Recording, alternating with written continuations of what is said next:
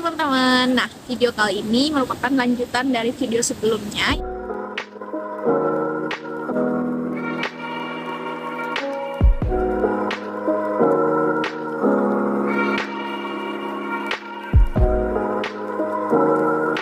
Nah, jadi video kali ini aku akan membahas tentang pertanyaan-pertanyaan kalian yang sudah berhasil aku rekap, baik itu di WA ataupun di IG. Namun nggak semuanya aku bahas di video kali ini, karena pada video kali ini aku akan fokus memberi informasi awal terkait jurnal, terkait Sinta itu bagaimana. Jadi bagi kalian yang memiliki pertanyaan dan belum terjawab di video kali ini, silakan tunggu di video part selanjutnya ya.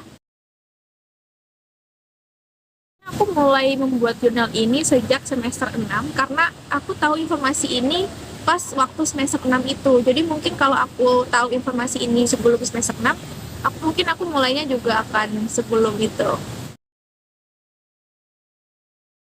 Oke, aku klarifikasi di video kali ini. Jadi untuk menerbitkan jurnal itu memang harus membayar, tapi nominal pembayarannya itu tergantung dari akreditasi Sintanya dan juga kebijakan jurnalnya. Jadi misal di sini nih author fees-nya itu 750. Nah, ini sudah terakreditasi Sinta 3. Nah, sedangkan yang ini kan author fees-nya masih 350, tapi akreditasinya masih di Sinta 4. Jadi nominal pembayaran setiap jurnal itu berbeda tergantung dari kebijakan jurnalnya dan juga tingkatan akreditasi Sintanya. Jadi semakin tinggi Sintanya akan semakin mahal juga pembayarannya. Sedangkan untuk menghambat proses publikasinya itu menurut aku enggak. Karena apa? Karena pembayaran ini dilakukan di akhir proses. Jadi tahapan dalam publikasi jurnal itu yang pertama, kita melakukan submit artikel kita di jurnal. Nah, setelah itu artikel kita akan direview oleh reviewer dan ini memakan waktu, baik itu cepat atau lambat itu tergantung dari pihak jurnalnya. Nah, yang ketiga, kalian akan mendapatkan email. Nah, email ini akan ada 3 kemungkinan. Yang pertama adalah jurnal kalian ditolak. Jadi kalau udah ditolak, artikel kalian udah fix nggak akan ditindaklanjuti oleh pihak jurnal tersebut. Terus yang kedua, diminta untuk revisi. Jadi jika kalian diminta untuk revisi, kemungkinan besar jurnal kalian akan publish, cuman membutuhkan beberapa perbaikan sesuai dengan komentar para reviewer. Terus yang ketiga adalah kalian diminta untuk membayar. Nah, jika sudah diminta untuk membayar, berarti jurnal kalian udah fix akan diterbitkan di jurnal tersebut. Nah, setelah membayar itu biasanya akan mendapatkan LOA sebagai bukti bahwa jurnal tersebut akan dipublish di jurnal itu. Karena bayar ini untuk biaya publikasi jurnal kalian.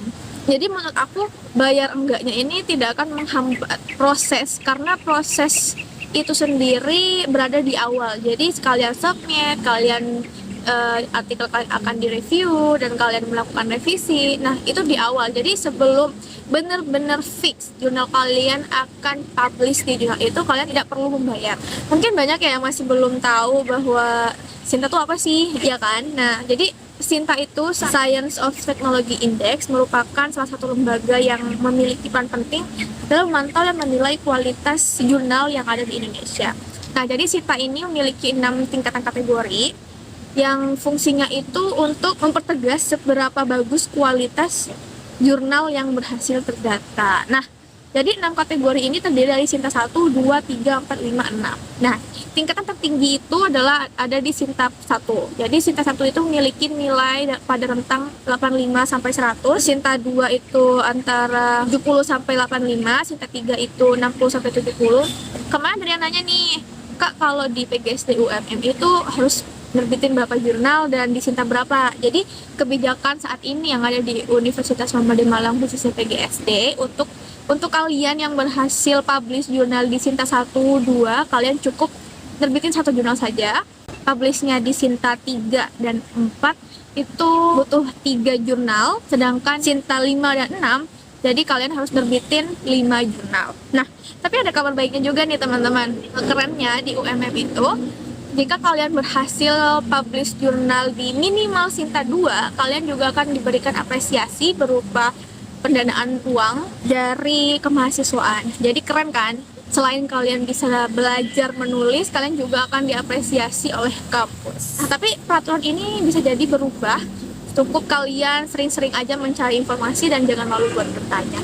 Nah, tadi kan udah dijelasin tuh Sinta itu apa, terus kategorinya ada berapa ya kan. Nah, Sinta itu kan masih lingkupannya masih di Indonesia nasional. Ada lagi nih yang lebih di atas Sinta, itu namanya Scopus yang udah bereputasi tingkat internasional. Cukup sekian ya video kali ini, dan video selanjutnya aku akan bahas apa sih yang perlu diperhatikan sebelum submit jurnal di jurnal itu, dan bagaimana cara mencari jurnal yang relate sama apa yang kalian buat.